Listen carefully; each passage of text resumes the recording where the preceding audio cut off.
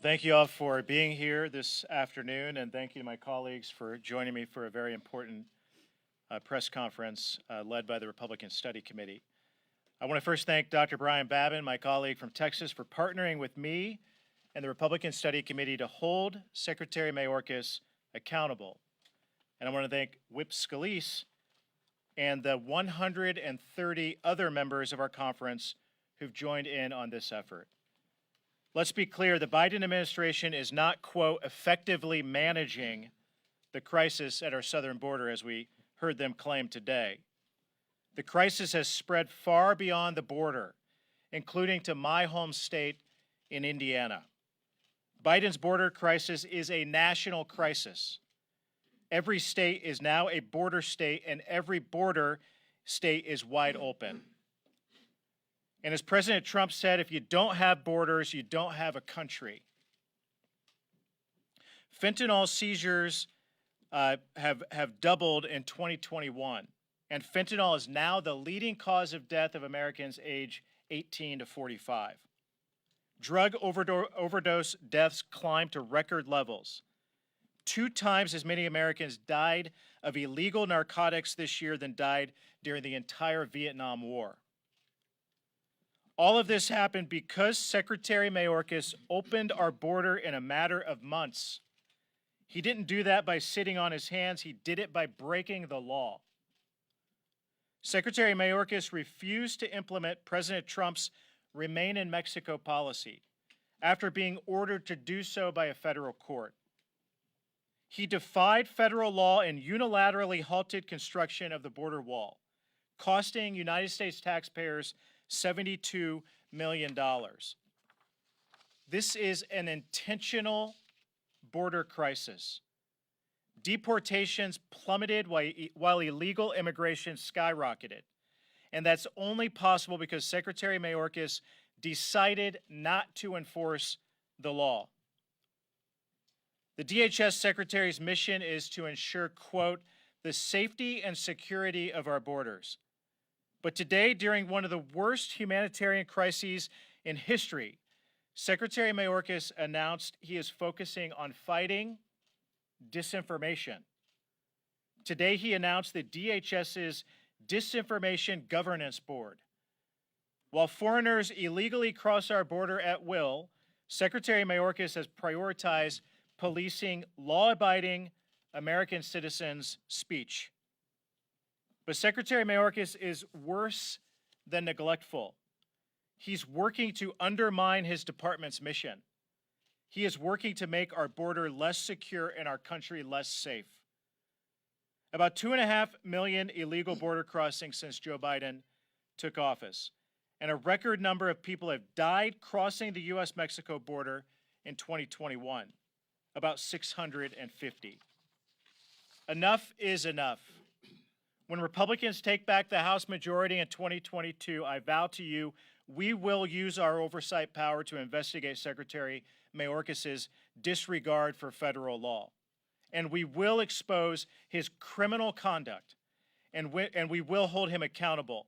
The American people will thank us when we do. With that, I'd like to turn over the podium to my colleague and friend and co-chair of the Border Security Caucus, Representative Babin. Thank you, Jim. I really appreciate it. Hello, everyone. I'm Brian Babin, 36th District of Texas. It's a great pleasure to be here, and we appreciate your attention today on this very, very critical issue. President Biden and DHS Secretary Alejandro Mayorkas, they have successfully manufactured the worst border disaster in the history of our nation. And now they want to make it worse by rescinding Title 42. The only remaining guardrail keeping our southern border from disappearing completely. Make no mistake, every single decision that they've made, including this one, has been a dangerous and reckless decision, and make no mistake as well, every single one of these decisions were purposeful. They know exactly what they're doing. They're intentional and they're calculated. It's really actually difficult to dismantle a fairly secure border. But in the span of just over a year, the Biden administration has undone every single measure and policy put in place to effectively secure that border. They spout nonsense about how they inherited a mess and this and that from the Trump administration. But that is an absolute lie and falsehood, and no matter how many times it is repeated, it will remain a falsehood and a lie. Whether you're a Republican or you're a Democrat, you know with absolute certainty that we had the most secure border that we've ever had under the previous administration of Donald Trump. And because, unlike Democrats, the numbers don't lie. And just last year, we had more than 2.5 million illegal aliens show up at our southern border. But trust me, folks, it's about to get much worse. And here's the reality. Title 42, it matters only so long as this administration enforces it and utilizes it as the tool necessary. We saw this same song and dance with the Remain in Mexico program, better known as MPP.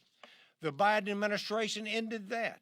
The courts told them to reinstate it, a federal court order. But now we see it back in place in name only, not in practice. We know that Title 42 faces the same future should Biden choose to extend it. Go by what they do, not by what they say. And don't be fooled by these Democrats who are now publicly calling for Title 42 to remain in place. We know they have zero interest in protecting the border and protecting my home state of Texas or to protect our nation, or they would have spoken up months ago. No, they're interested in protecting their seats in Congress. And friends, we've sacrificed enough. We were forced to shut down while our border was wide open to thousands who had active COVID disease. We have had our schools packed and overrun without any say from the taxpayers that foot the bill. We've had our property destroyed and vandalized. We have lost loved ones at both the hands of illegal aliens and the deadly drugs that many of them have smuggled in. Over 100,000 Americans dead last year from drug overdoses, most of which had come across the southern border. And now we have lost a soldier, a Texas Army National Guard, guardsman. I am a former Texas Army National Guardsman myself, and that's why it really irks me to hear what I heard Jen Psaki say. This young man, age 22, who died trying to save a drowning illegal border crosser, whom we now believe were smuggling drugs into the country. I could not believe the words coming out of Jen Psaki's mouth earlier this week. How dare she blame the death of Texas National Guard Specialist Bishop Evans on Governor Abbott and on the great state of Texas. How dare she and the president abandon our brothers and sisters in uniform like that. Those guardsmen are stationed on the border because the Biden and Mayorkas team refused to do their job. Another life lost because of Biden's decisions, and they just don't seem to care. She and the president can keep their insincere sympathies. They can keep their hearts going out to this family, as she said.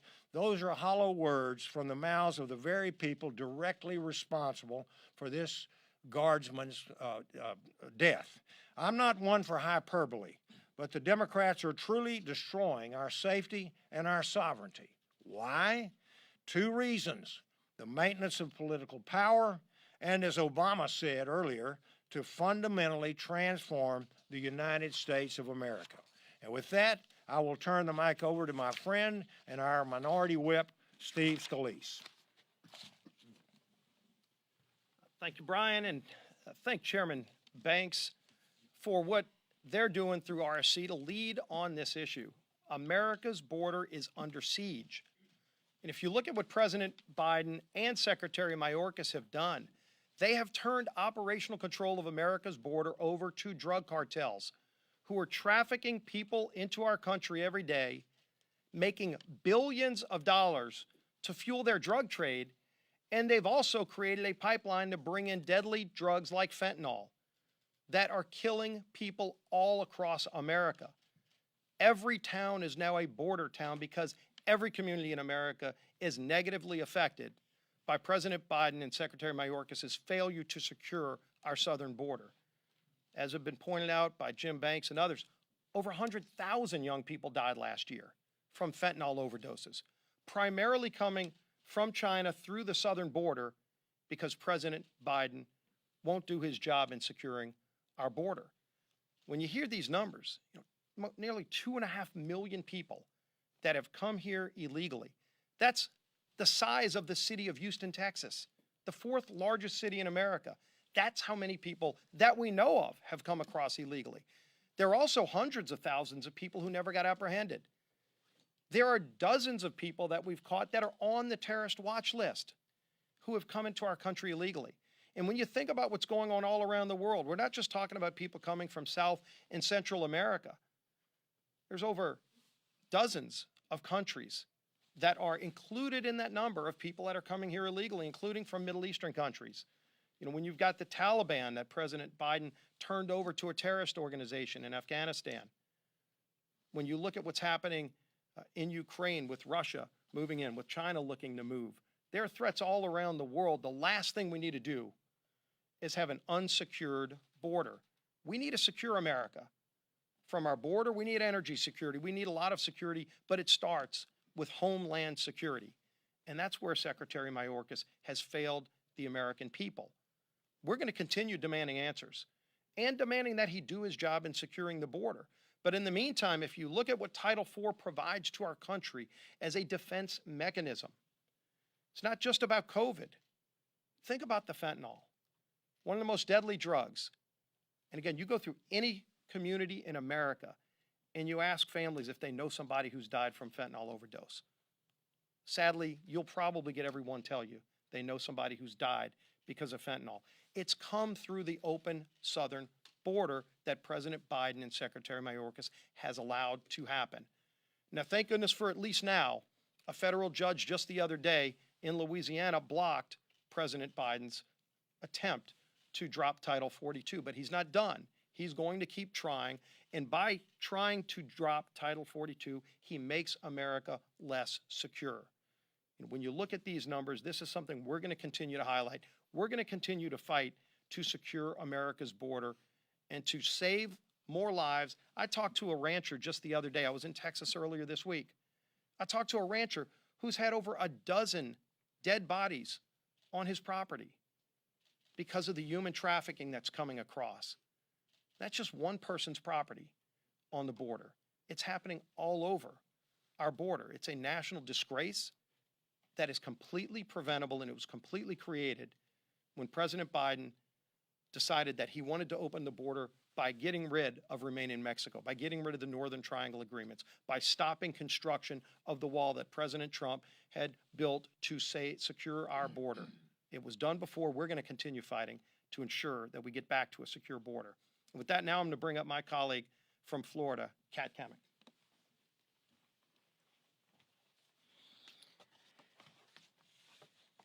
Well, thank you to my my friend and colleague, Representative and Minority Whip Steve Scalise, and to Congressman Banks for leading this here today. I know we've all talked about how every town in America is a border town, and it is here today that I want to point out that this is not just a talking point. You'll hear this from every member, but this is actually something very real. 10 days ago, this brick of fentanyl was found in my district in Marion County, Florida. This is 900 grams of pure fentanyl. If you look closely, you will see a stamp. That is the stamp of a border cartel that has been identified by Homeland Security investigations. Along with that was a pill press, weapons, and additional cash. What was happening was they were taking this brick of fentanyl, creating a new drug, pill pressing it, and then using my district as a testing ground for this new drug. My husband, last week, responded in one night, one shift, to 3 calls. He is a firefighter and a SWAT medic, and in his experience, he sees this all the time, but last week, in one shift, one night, 3 calls, 3 overdoses, 2 didn't make it. It was fentanyl. This isn't just a talking point. This is real. And it's happening in every county, every municipality, and every state in America. No one is immune to this. Today, I had the opportunity to question Secretary Mayorkas. I submitted for the record a letter led by our colleagues on the Republican Study Committee, 133 to be exact. And within that letter, there were questions, very pointed questions about border security and Title 42 and what his department and his administration was going to do. He committed to me a yes, verbal yes, that he will respond to each one of those questions in 30 days. I'm asking you here today, as members of the media, to help us hold him accountable because he verbally committed to that. But I also asked him, yes or no, do you believe that we are a nation of laws? He said yes. I said, if someone crosses the border illegally, do you think that we have the right to arrest and then deport that individual for breaking the law? He said yes. Representative Babin mentioned here today that we should judge them by their actions, not by their words. It's clear that the actions and the words aren't matching up. Because if they were serious about border security, if they were serious about homeland security, if they were serious about getting drugs like this off of our streets, they would actually secure our border. They wouldn't be changing the definitions and the statutes within MPP. They would not be getting rid of Title 42, the last tool in the toolbox that our Border Patrol agents have. So when you hear members talk about every town in America as a border town, think of Marion County, Florida. Think about how this is the third time that we have found a brick of fentanyl that is over 800 grams. Think about the families that have been destroyed, and think about how many families are potentially going to be destroyed by this. And with that, I have the great pleasure of yielding to my friend and colleague, the mayor of West Texas, Representative Arrington.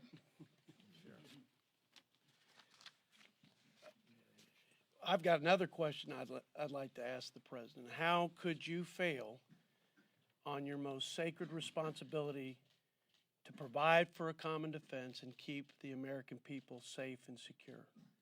The people of Texas have been abandoned by this president and their government. I want to thank Chairman Banks and Dr. Babin and Whip Scalise and my colleagues here today for their leadership on what I believe is the most imminent threat to the safety and security of the American people. For over a year, we've been experiencing this unprecedented and unmitigated humanitarian and security crisis. But at the heart of this self-inflicted disaster is a constitutional crisis. The same Constitution that Secretary Mayorkas took an oath to defend. This administration is completely failing to uphold its core constitutional responsibilities. And I repeat, to provide for a common defense, to protect Americans against an invasion, Article 4, Section 4 of the Constitution, and to enforce the laws of the land. Homeland Security's own mission statement says, the administration and enforcement of our nation's immigration laws is critically important to the national security and public safety of the United States. I think I can speak for my colleagues when I say we couldn't agree more. But this administration is not only failing to fulfill their own mission, they are failing to defend the Constitution and uphold the laws of this great country. They're not detaining people who are here illegally. They're not enforcing expedited removal. They're not following the court order to enforce MPP. They're not executing on Congress's directive to build the wall. They're not maintaining operational control of the border. Mr. Secretary, preserve the integrity of your office. Faithfully execute our immigration laws and fulfill your sacred duty to secure the border, stop illegal immigration, and keep your citizens, our fellow Americans, safe. And with that, I turn the mic over to my dear friend and neighbor in eastern New Mexico, fellow freedom fighter, Yvette Harold. That's great. Well, thank you, everyone, and thank you, Scalise and Banks, Congressman Banks. I'm just honored to be here to talk about this today because it is so important. I mean, today, Secretary Mayorkas testified before Congress that we will not lose operational control of the border. Well, it's kind of hard to lose something that you don't have. So today he also said that he's shown that he's complete. It shows that he's completely out of touch with the American people. His radical political appointees are purposely destroying our nation's border security and allowing people, drugs, and terrorists to flow unabated into our great nation. At one point today, Secretary Mayorkas claimed the U.S. has effectively managed the ongoing migration crisis. Well, the truth is we're not talking about birds here. We're not talking about migration patterns. We're talking about American citizens, and you've heard from my colleagues how dangerous this is. If it's so effective, then why are over 2 million people making it to our southern border illegally and coming into our land? Why are we concerned about the uptick in fentanyl? The border crisis is real. The communities that live in and around, the people that live in and around the border are feeling it. And everybody's correct here. Every state's a border state, but you don't have to take my word for it. You can go down to Hachita on your own, talk to Judy Keeler about the bust that was done today in her front yard. There were over 18 illegals there, a pregnant woman holding onto a 1-year-old with a 3-year-old by her side with a group of men.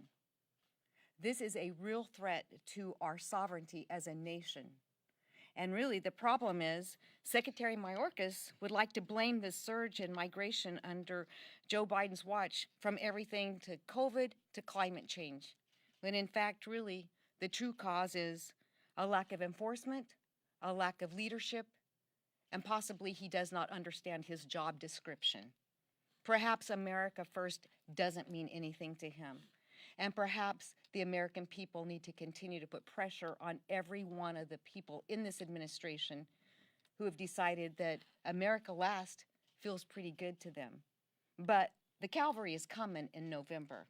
I guarantee you we have been listening to the American people for the last year.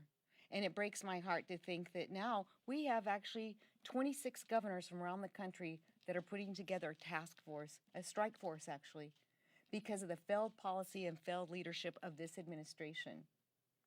And I'll tell you, it's a pretty sad day. I went down to the border on Good Friday. Yeah, in New Mexico, I did run into some National Guard troops.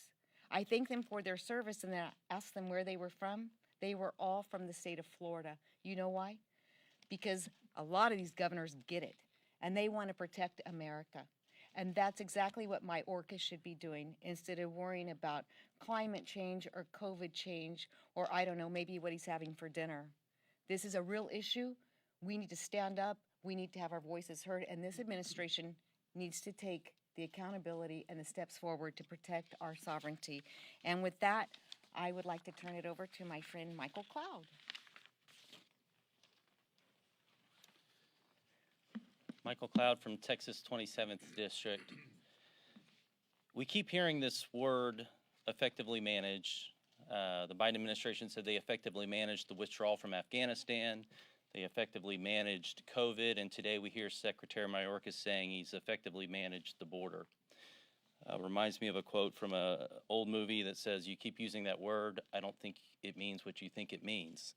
It's sad to see that this administration continues to embrace these sort of principles. If effectively managing means that we're aiding and abetting cartels, that's exactly what's happening. We've effectively aided and abetted cartels. We've effectively invited terrorists into our country. I live in South Texas, and so I've visited the facilities where young women are there, and half of which will admit they've been abused along the journey. I talk to ranchers weekly whose fences are run over, who find dead bodies on their property, who are afraid to let their children roam their own property because of what they may come across. They find rape trees on their property. This is not an effectively managed border at all.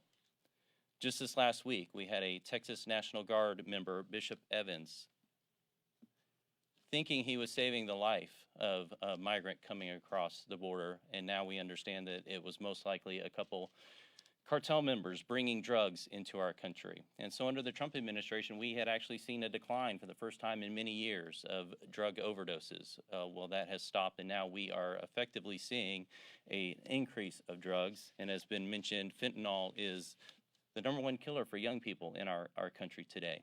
This is tragic, and my district is what in an area of Texas where law enforcement calls it the fatal funnel. There's a couple major highways that go through Houston, and so we see this on a daily basis. We see the effects of the border throughout our communities. Many of our communities are left to deal with, as now many communities across our nation. What to do with the schools, what to do with hospitals, what to do with the burden from what's happening at our borders from having an open border. Secretary Mayorkas has not done what he's supposed to do to secure the border. The way this is supposed to work, of course, as we know in a republic, is that we pass the laws and the administration, the executive branch, faithfully executes the laws that they've sworn to do. Well, they are not doing that. They are not executing the laws when it comes to safe third country. I visited a border patrol and I asked them how that was going. I said, well, there's been a court order. You've been told to reinstate this. Have you gotten a memo? Have you gotten anything? It was a reflexive laugh at the response that they've gotten from this administration when it comes to how they are now enforcing safe third country. And when it comes to what's going on in deportation laws, what they're supposed to be doing, we have increased funding, yet less activity going on. And of course, we come to the wall and the infrastructure that's supposed to be securing at the border. Congress has already funded it. The American people have already paid for the infrastructure necessary to help secure our border. And this administration refuses to do so, and indeed is taking the hard-earned wealth of the American people and using it to not build the infrastructure necessary to secure our border. And so this is tragic. It's tragic that we have to continue to talk about this, but we will continue to be talking about it. And it has said, not before November, certainly thereafter, we will see action on this, and the investigations will roll out, and we will bring this administration to justice and to account. And with that, I yield to my friend and colleague and neighbor from Texas, Mr. Weber. Thank you, Mr. McLeod. Today, the Department of Homeland Security Secretary Alejandro Mayorkas had the audacity to tell members of Congress, under oath, I remind you, that the department has, quote, as Mr. McLeod said, effectively managed the flow of migrants on our southern border. Well, I'm going to echo what my colleague said. His definition of effectively managed, well, to me it says that his education might not have been effectively managed. That's what it says to me. Well, Secretary Mayorkas, I was just there on Monday, and as someone who served in the Texas House of Representatives from 2009 to 2012 and was on the border committee during that time, this is the worst I've ever seen a border effectively managed. Since President Biden assumed office and ratcheted up his open border and amnesty rhetoric, hung out the sign that said, "Come one, come all, you're welcome," we have seen unprecedented surges of illegals across the border. Quite frankly, at the rate Mayorkas is not doing his job, we don't need him on the border or anywhere else for that matter. We are looking at over 6,000 illegal crossers a day, and if Title 42 is lifted, we can expect 16 to 18,000 illegal crossers a day. Are we a sovereign nation with borders? Apparently they don't think so. Apparently they think it doesn't matter if we have borders or not. Apparently they don't care about the American public. That's the administration that we have. We lost a soldier.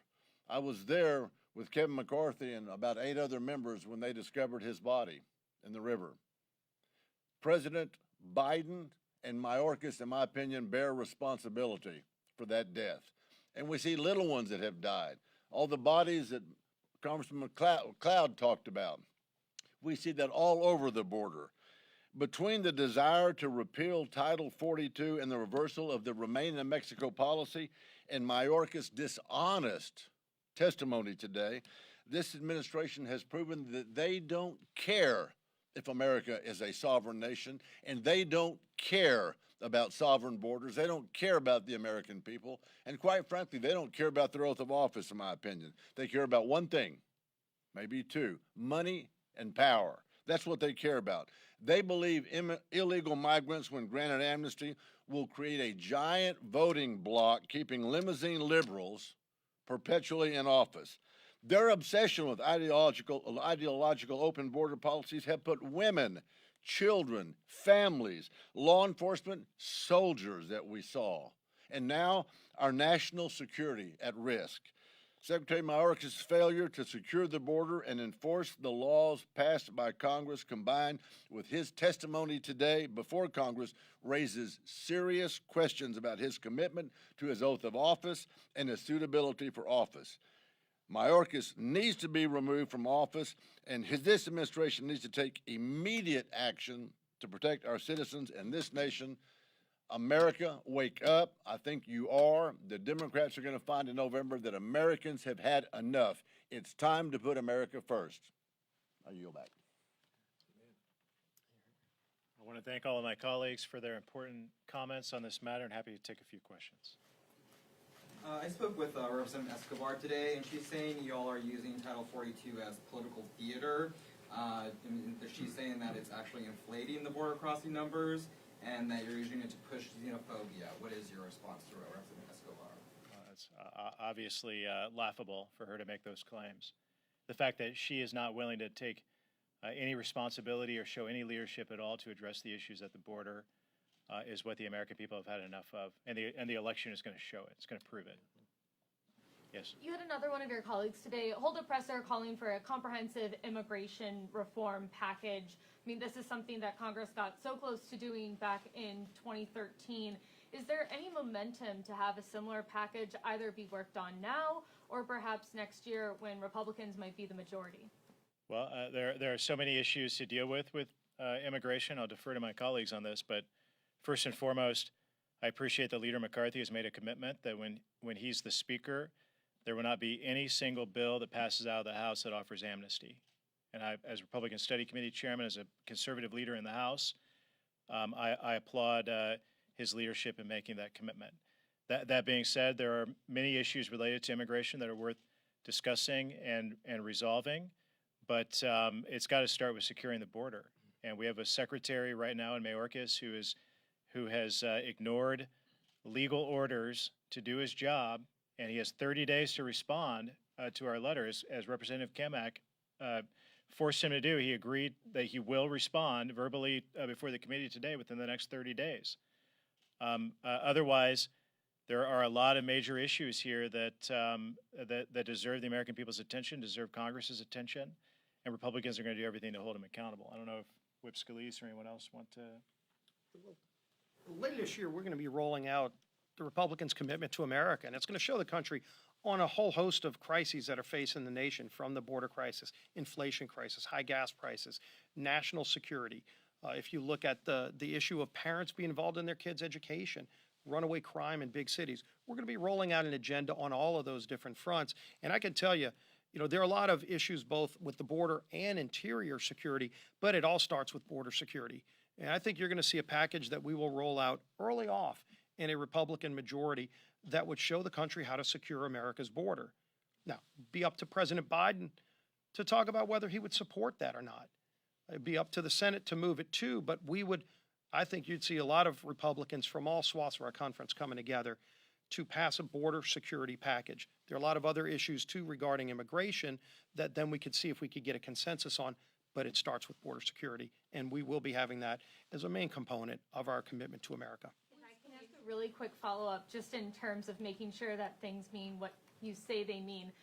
Can you define amnesty a little bit more? Because there have been proposals that, some people say it's amnesty, other people is like, no, we're asking immigrants to pay their fair share. Amnesty is clearly rewarding those who come here illegally and granting them a permanent legal status or citizenship of some sort. So I stand against that, and I believe most Republicans in the Republican conference stand against that, and I appreciate that our leader, Kevin McCarthy, has made a commitment that when he's Speaker, no bill that includes amnesty will pass out of the House of Representatives. Yes? I have a question question for you and then for one of your colleagues.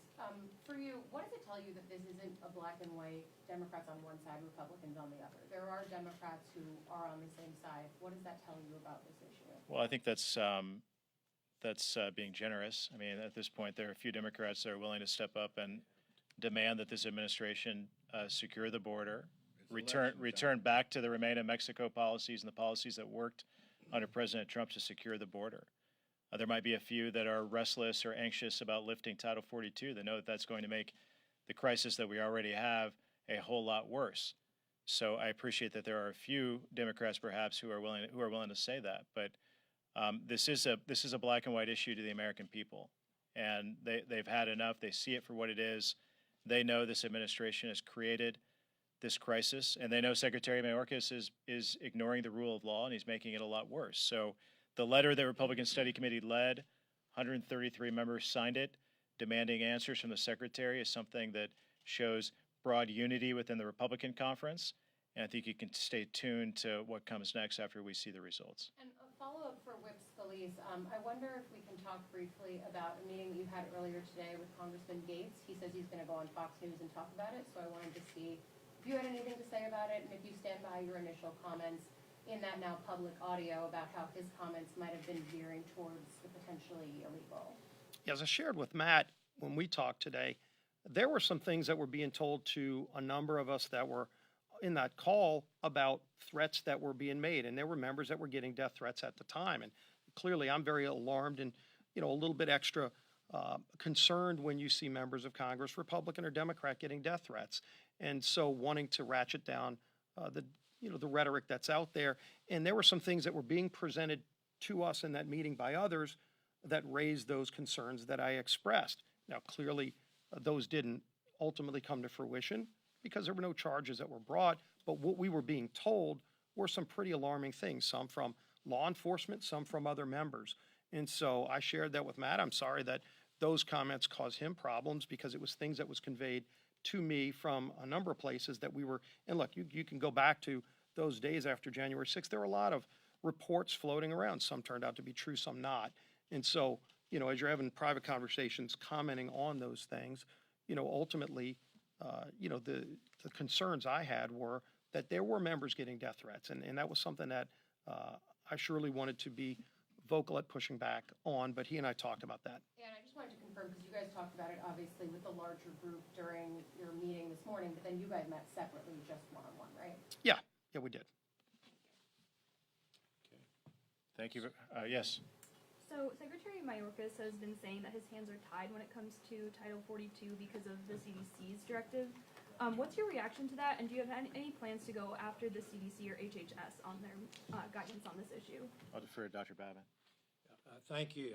He, as one of the co-chairs of the House Border Security Caucus, we had Secretary Mayorkas come and sit down with about 30 or 40 of us, and he tried to tell us that he had no jurisdiction on whether this thing would continue or discontinue.